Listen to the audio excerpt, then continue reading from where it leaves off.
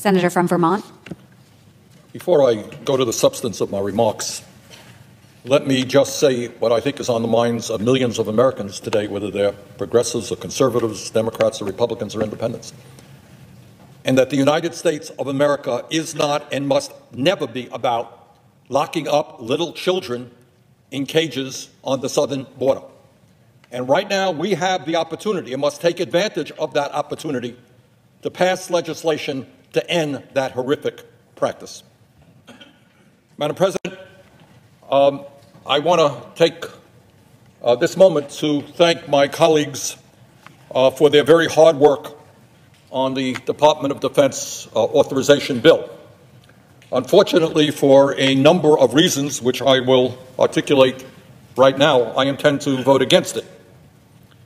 And certainly one of those reasons is that when you have legislation that expends $716 billion, let me repeat it, $716 billion, it is totally unacceptable that we do not have a serious debate on the floor of the Senate, that amendments are not accepted to improve this legislation. Now, I had submitted a number of amendments. Other colleagues I know have done the same. But I do want to express my strong feelings about our nation's bloated military budget, particularly in light of the many unmet needs we face as a nation. A $716 billion military budget is over half of the discretionary budget in this country. And the size of that budget tells me that we need vigorous debate on it.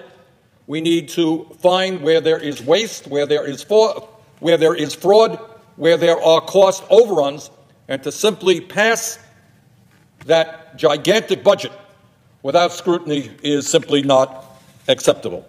You know, Madam President, I have heard over and over again my Republican colleagues and some of my Democratic colleagues come down here to the floor to complain about a $21 trillion national debt.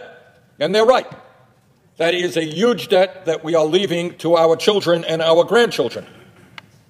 But I do find it interesting that I do not hear any objections to the size of this military budget, to the fact that it has been expanded by $165 billion over the next 2 years. So what I do find is that when we talk about providing health care to all of our people and doing what every other major nation on earth does, guarantee health care as a right and not a privilege, suddenly people are standing up and saying we can't afford it, it's too expensive. But when it comes to a $716 billion military budget, which is more than the 10 next countries combined spend on defense, I do not hear a word about the size of the budget and about our deficit. Madam President, we have been told over and over again that we cannot make public colleges and universities tuition free, that we cannot lower the student debt levels that millions of people in this country carry decade after decade. We cannot make public colleges and universities tuition free, but somehow we can spend $716 billion on a military budget. Even though over half of older Americans have no retirement savings, we have been told that we need to cut Social Security, not expand Social Security. So, Madam President, I think it's time to get our priorities right. And what our priorities are about is addressing the fact that we have the highest rate of childhood poverty of almost any major country, that we got millions of seniors in Vermont and around this country trying to get by on $11,000, $12,000, $13,000 a year Social Security, that our infrastructure is collapsing. Maybe we might want to start addressing the issues and the needs of the working people of this country rather than just pour more and more money into the defense budget. Madam President, the time is long overdue for us to take a hard look at the enormous, and I underline the word enormous, amount of waste, at the cost overruns, at the fraud, and at the financial mismanagement that has plagued the Department of Defense for decades. And that is why I have offered along a bipartisan amendment along with Senators Grassley and Lee, to end the absurdity of the Department of Defense being the only federal agency that has not undergone an audit. I don't think it is too much to ask when we're spending $716 billion to have the Department of Defense give us an audit. Tell the American people how that money is being spent. Tell us about the fraud. Tell us about the cost overruns. Madam President, according to a Gallup poll a few months ago, 65% of the American people oppose spending more money on the Department of Defense. But that is precisely what we are doing right now. Not only spending more money, spending a lot more money. Madam President, as a point of comparison, and it's important that we do this, the increase in military spending that is in this bill is larger than the entire budget of China. I'm just talking about the increase in military spending. China spends about $150 billion a year on defense. We are going to be increasing military spending by $165 billion over a 2-year period. Russia spends about $61 billion a year on defense. This budget, again, $716 billion. Now, I'm sure our friends in the defense contractor industry are very, very excited about this. They're going to be making zillions of dollars. But I am not so sure that working people are excited about a budget at the same time as my Republican friends tell us we cannot afford nutrition programs for children or expanding Social Security for the elderly. Madam President, I think we all believe in a strong national defense, but we cannot continue to give the Pentagon and defense contractors like Lockheed Martin a blank check while we ignore the needs of working families. Madam President, about half of the Pentagon's $716 billion budget goes directly into the hands of private contractors, not our troops. There are troops out there who are living on food stamps. We want to address that problem. But at the same time, we do not have to make the military-industrial complex even wealthier than they are today. And let us also be clear. Over the past 2 decades, virtually every major defense contractor in the United States has paid millions of dollars in fines and settlements for misconduct and fraud, all while making huge profits on these government contracts. Since 1995, Boeing, Lockheed Martin, and United Technologies have paid nearly $3 billion in fines or related settlements for fraud or misconduct. $3 billion in payments to the government for fraud or misconduct. Yet those 3 companies alone received about $800 billion in defense contracts over the past 18 years. Does anybody care that the major defense contractors in this country, time after time after time, are found guilty of fraud and various types of misconduct? One of the amendments that I have filed would simply require the Pentagon to establish a website on defense contractor fraud with a list of companies convicted of defrauding the federal government. I don't think that that is a radical idea. The American people might want to know what companies have been found guilty of defrauding the federal government. Further, Madam President, I find it interesting that the very same defense contractors that have been found guilty or reached settlements for fraud are also paying their CEOs and their executives excessive and obscene compensation packages. Last year, the CEOs of Lockheed Martin and Raytheon, 2 of the top 4 U.S. defense contractors, were each paid over $20 million in total compensation. Moreover, more than 90% of the revenue from those companies came from defense spending. In other words, we have a situation where companies that get almost all of their revenue from defense contracting are paying their CEOs 100 times more than the Secretary of Defense gets, whose salary is capped at $205,000 a year. That, to me, makes no sense at all. And that is why, Madam President, I have filed an amendment to prohibit defense contractor CEOs from making more money than the Secretary of Defense. Moreover, Madam President, as the GAO has told us, there are massive cost overruns in the Defense Department's acquisition budget that must be addressed. According to the GAO, the Pentagon's $1.66 trillion acquisition portfolio currently suffers from more than $537 billion in cost overruns, with much of the cost growth taking place after production. In other words, defense contractors say we're going to build a weapon system for X amount of dollars, and then they simply change their mind and ask for a lot more. That is not the way you protect taxpayers' dollars or the way you run a government. In my view, that has got to change. Madam President, let me repeat, a major reason why there is so much waste, fraud, and abuse at the Pentagon is the fact that the Defense Department remains the only federal agency in America that has not been able to pass an independent audit 28 years after Congress required it to do so. Very interestingly, on September 10th, 2001, one day before 9/11, former Secretary of Defense Donald Rumsfeld said, and I quote, this was George Bush's Secretary of Defense, quote, "Our financial systems are decades old. According to some estimates," this is Rumsfeld, "we cannot track $2.3 trillion in transactions. We cannot share information from floor to floor in the Pentagon because it's stored on dozens of technological systems that are inaccessible or incompatible," end of quote.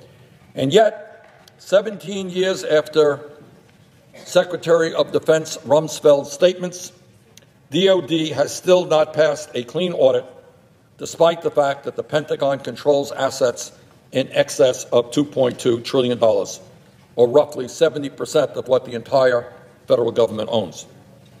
Madam President, the Commission on Wartime Contracting in Iraq and Afghanistan concluded in 2001 that $31 to $60 billion spent in Iraq and Afghanistan had been lost to fraud and waste.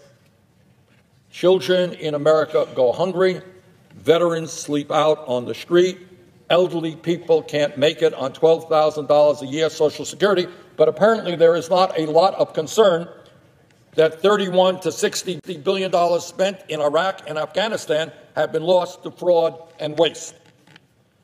Separately, in 2015, the Special Inspector General for Afghanistan Reconstruction reported that the Pentagon could not account for $45 billion in funding for reconstruction projects.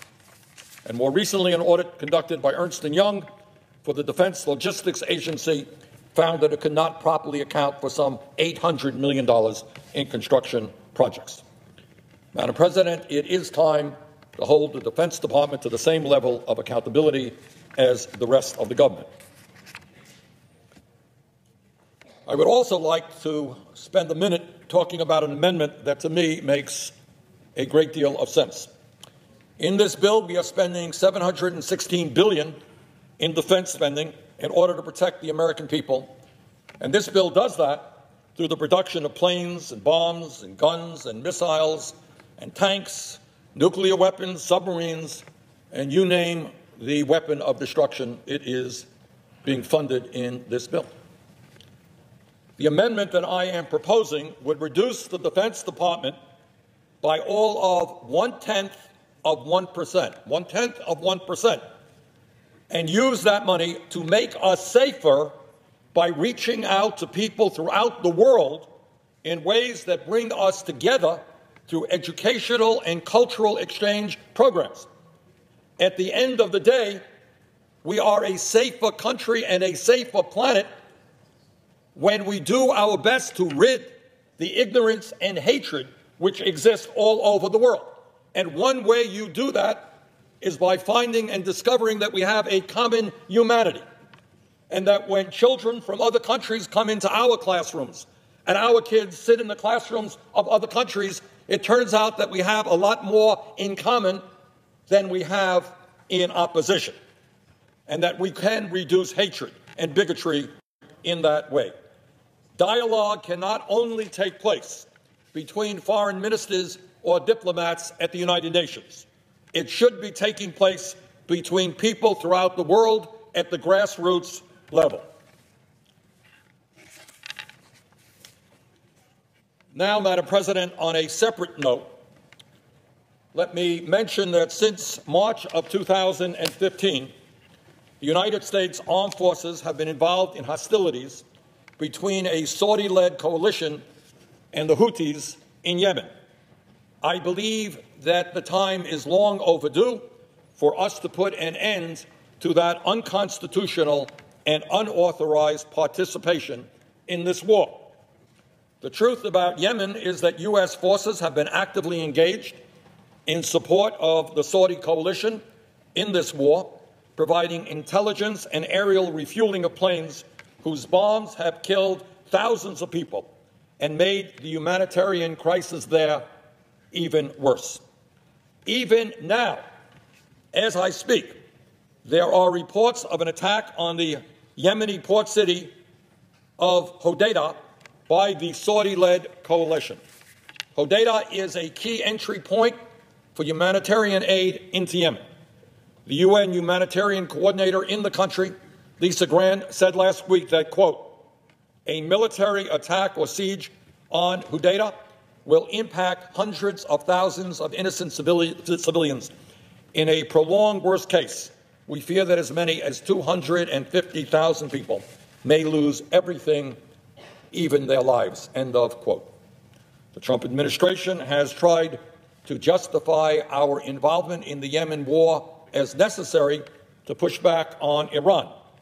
Well, you will all recall that another administration told us that invading Iraq was necessary to confront al-Qaeda, and another administration way back told us the Vietnam War was necessary to contain communism.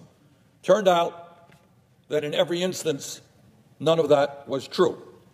We should have asked tougher questions then, and we should be asking tougher questions now, and we should be taking our constitutional role more seriously. The issue of going to war is not a presidential prerogative. It is the prerogative of the United States Congress. We have now been in Afghanistan for nearly 17 years, in Iraq for 15 years. Our troops are now in Syria under what I believe are questionable authorities, and the administration has indicated that it may broaden that mission even more. The time is now for Congress to reassert its constitutional role in determining when and where our country goes to war. And that is why I have filed a bipartisan amendment, along with Senators Lee, Murphy, Warren, and several others, that would put an end to the U.S. refueling of Saudi-led coalition planes. This amendment will send a strong message that the United States will no longer participate in this humanitarian catastrophe. Directly related to the conflict in Yemen is the issue of Iran. The Trump administration has repeatedly justified its support for the Saudi-Emirati war in terms of pushing back on Iran's activities. The Trump administration has signaled in many ways that it intends to confront Iran, and if anyone has any doubt, I would remind them that President Trump's new national security advisor, John Bolton, wrote an article a few years ago that was titled, "To Stop Iran's Bomb, Bomb Iran," end of quote. I have very serious concerns about that this administration could lead the United States into another major war in the Middle East, which is the last thing that the American people want. Madam President, let me conclude by saying this. I think that everybody in the Congress believes and understands that we need a strong defense, but we do not need a defense budget that is bloated, that is wasteful, and that has in it many areas of fraud. I would hope that all of my colleagues remembered what a former Republican president, Dwight David Eisenhower, said as he left office in 1961. This is what President Eisenhower said as he was leaving office. Quote, "In the councils of government, we must guard against the acquisition of unwarranted influence, whether sought or unsought, by the military-industrial complex. The potential for the disastrous rise of misplaced power exists and will persist." End of quote.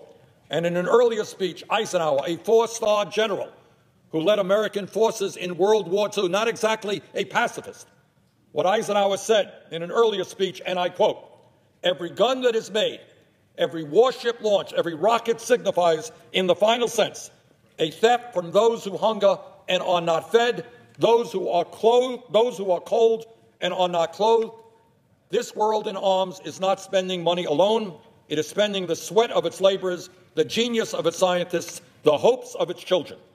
This is not a way of life at all in any true sense. Under the cloud of threatening war, it is humanity hanging from a cross of iron, end of quote. I would ask all of my colleagues, Democrats and Republicans, to remember what President Eisenhower said.